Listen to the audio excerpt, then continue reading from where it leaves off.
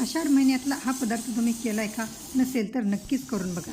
कारण आषाढ महिन्यात असं म्हणतात की उन्हाळ्यापासून आपण पावसाळ्याकडे आलो असतो आणि त्याच्यानंतर आपल्या शरीराची जी पचनसंस्था असते ती बदलते. प्रत्येक ऋतूनुसार आपला आहार बदलायला पाहिजे आणि तसंच मग आता ही सुरुवात झाली आषाढ महिन्याची आणि त्यावेळेस आपलं शरीर हे जे शुष्क झालेलं असतं, जे कोरडं पडलेलं असतं त्याच्यासाठी ही तेलकट पदार्थाची गरज असते म्हणून या कापण्या करतात. आता श्रावण महिना आला की उपवास धरतात आणि भाद्रपद महिना आला की शक्यतो उकडलेले पदार्थ करतात.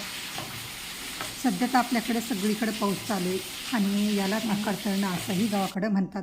म्हणजेच याच्यासोबत तिखट पुऱ्याही असतात. चला तुम्ही केला नसेल तर करून बघा. चला माझा तर झालेला आहे आणि मी देवाला नैवेद्य दाखवून घेतला. आणि तुम्हाला जर ही रेसिपी पूर्ण बघायची असेल तर खाली जे त्रिकोणी बटन दिले त्यावरती क्लिक करा आणि संपूर्ण रेसिपी बघू शकतात. चला भेटूयात पुढच्या ब्लॉगमध्ये. तोपर्यंत बाय.